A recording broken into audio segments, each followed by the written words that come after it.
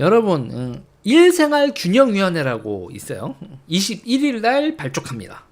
일생활균형위원회. 주 4일째 논의를 본격 들어간다. 이렇게 돼 있어요.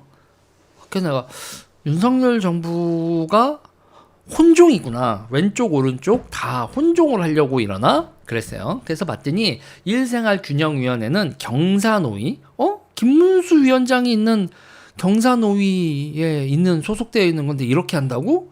제가 그래서 찾아봤어요.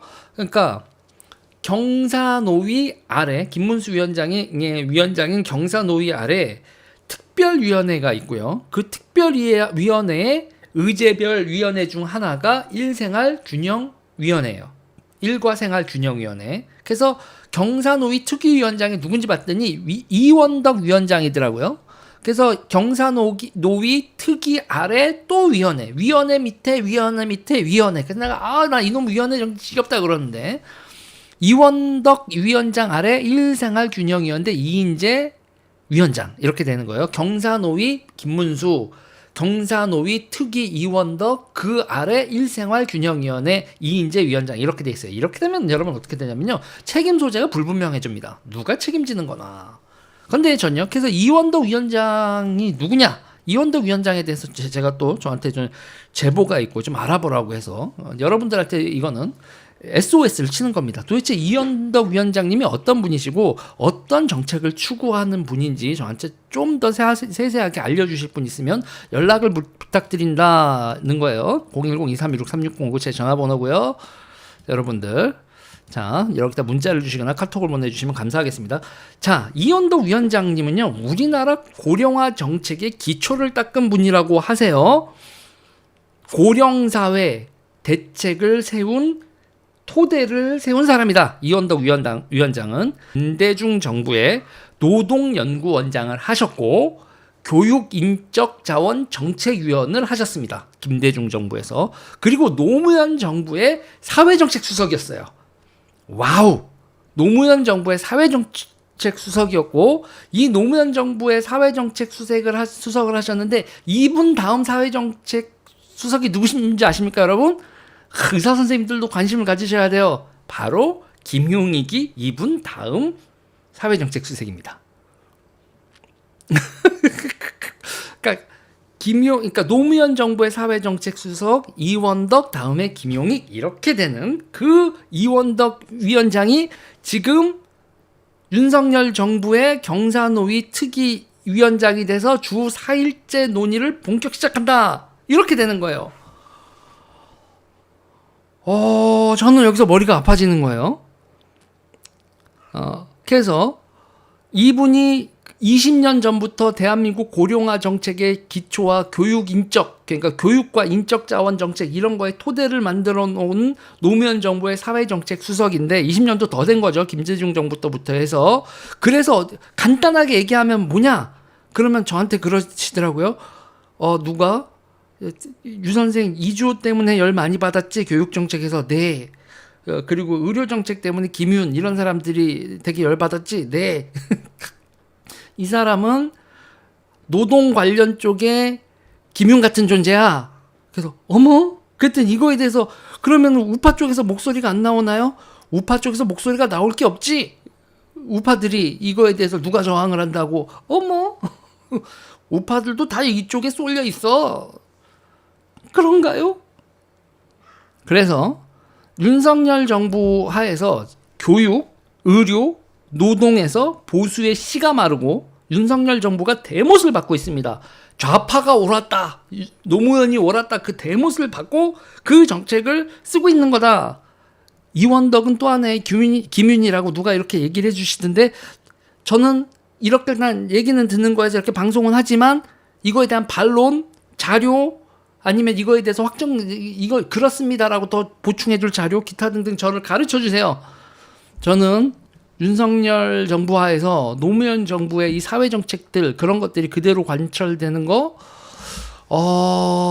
머리가 아픕니다. 그리고 이제 뭐 이명박 정부 때도 뭐 했다 저 했다 이러면서 이제 뭐 그러면서 혼종이라고 그러는데 그때 그 이명박 정부 자체도 되게 실용 정부, 그래서 좌쪽 오른쪽 다 합산한다 뭐 이랬고, 그 당시에 이제 노동 쪽에서는 뭐 김문수 그리고 이재호 이런 분들마저 역시 민중당 출신들이라 노동에 대해서 되게 유연하고 친노동적인 정책들이 이명박 정부에서도 나왔던 걸로 기억하는데 그런 것들을 계속 보수의 기조로 가는 게 맞는지 근본적인 질문을 던지는 바입니다.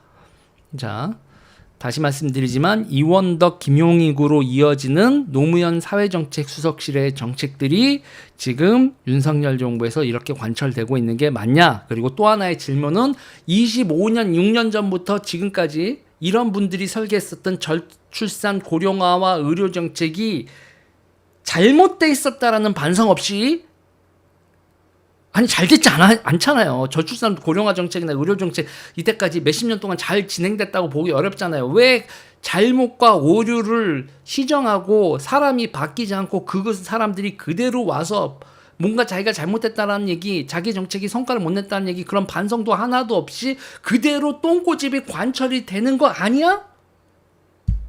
저는 골치가 아픕니다. 일단은 판단은 유보하고 배우는 중인데 물음표는 빡 하고 윤석열 정부의 노동사회 정책 이상하게 가고 있는 건데 이거에 대한 조언 많이 부탁드립니다. 일단 저는 의료하고 교육은 박살이 났다. 윤석열 정부에서 내년에 고교 학점제 실행되면 교육판 개판일 거나 의료 요번 정책도 개판이고 이거로 인해서 의료 입시도 개판 날 거고 또한 고교 학점제까지 겹치면서 내년에 교육 현장이 완전히 박살이 나는 걸 우리는 구경하게 될 거다라고 제가 예측을 한번 해보는 바이고 의료와 교육은 박살난 건 저는 알겠는데 이 노동사회 분야에서의 이 주 4일제 이거 저는 되게 우려한다. 이 주 4일제의 배경이 되는 결정자들 이렇게 소개를 시켜드렸고 주 4일제 근무와 관련돼서 제 입장을 얘기한다면 저는 반대입니다. 저는 왜 반대냐? 저는 이런 정책을 찬성했던 사람이에요. 그러니까 저는 노무현 지지자였고 그리고 좌파 지지자였던 입장에서 에너지 정책 그리고 노동 정책이나 이런 거에서 찬성했었던 입장이었는데 문재인 정부 때 들어서서 저는 이 개념이 생겨버렸어요. 이래도 돼? 에너지 정책 같은 경우에는 저는 간단한 겁니다. 원가를 이렇게 무시해도 되나? 그러니까는 탄소를 제출 안 한다고 이렇게 비싼 에너지를 우리가 쓰라고 그러면서 태양광하고 풍력은 단가가 낮아질 거야. 단가가 낮아진다고 해도 비싼 에너지예요. 최종적으로 목표치로 하는 거로에서도 원자력보다 밑으로 내려가거나 뭐 이러지 않아요. 그게 이제 낮아지다가 수렴하고 있어요 벌써. 그리고 우리나라가 햇빛이 쨍쨍 모래알은 반짝 바람 휘윙이 아닌 나라라고. 그래서 태양광도 태양빛이 있어야 발전이 되는 거고 풍력도 바람이 불어야 발전이 되는 건데 바람 자원과 햇빛 자원도 우리나라가 풍족하지 않기 때문에 딴 나라는 몰라도 우리나라는 이 두 자원으로 인한 발전이 단가가 원가가 나올 리가 없다 이런 얘기였어요. 이 주 4일제 근무 같은 경우도 유럽이 했죠. 유럽이 했고 유럽이 지금 어떤 우회를 하냐. 주 4일제 근무를 하면 그러면 주어진 삶을 그대로 유지하면서 웰빙은 할 수 있지만 뭐가 안 돼요? 성장 동력이 사라집니다. 성장 동력이 사라요. 그냥 하던 대로 사는 거예요. 성장 동력이 사라지고 다시 말해서 미국은요. 인적 자원을 새로 AI 산업이라든지 신수 사업에 인적 자원 그리고 자본을 투입하고 산업을 키우고 있잖아요. 지금도 유럽은 왜 그 산업을 못 키우느냐? 라고 했을 때 어머 우리가 너무 우리 라이프 스타일이 너무 많고 땡이에요. 유럽은 1년에 2주 뭐 괜찮은 나라들은 한 달에 2달 막 이런 1년에 2달 이런 휴가를 기본으로 달고 있고 주 노동 뭐 이런 걸 막 이런 거 생각을 하잖아요. 그렇게 살면 어떻게 되냐? 그냥 조상들이 쌓아놓은 거와 이때까지 그 나라가 뭐 제국주의를 했건 뭐를 했건 쌓아놓은 부로 그냥 요대로 가는 거로는 되는데 새로운 삶의 방식, 아이폰도 못 만들어, 핸드폰도 못 만들어, 뭐 반도체도 못 만들어, AI 산업도 안 돼, 플랫폼 산업도 안 돼.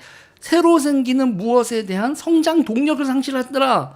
그래서 유럽에서도 지금 주 4일제 근무 같은 거 막 이렇게 확장하던 유럽에서도 이거 아닌가벼 하고 있는데 우리나라에서 한다고요? 우리나라에서?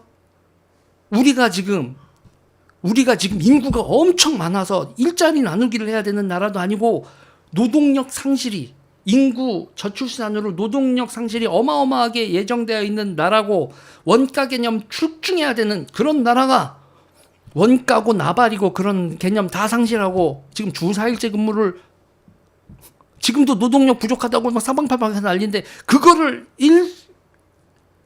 1과 3 균형한다고 그런 거를 이 정부에서 한다고요?